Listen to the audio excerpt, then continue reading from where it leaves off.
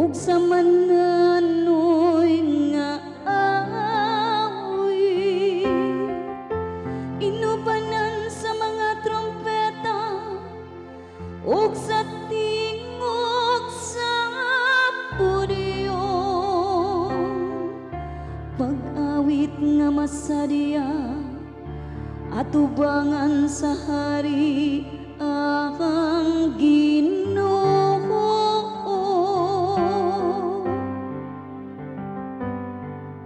Andiya ang Ginoo aron maghari sa yuta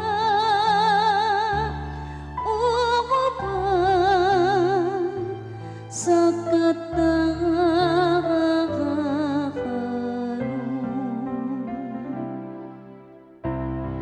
palanuga ang kadagatan ug ang nagapuno niini, ang kalibutan ug sila nga nagapuyo niini,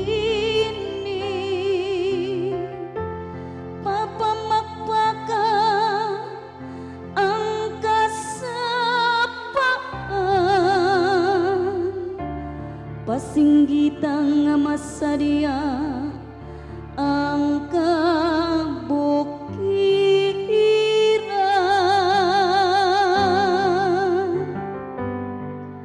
Aniya ang Ginoo aron maghari sa yuta uban sa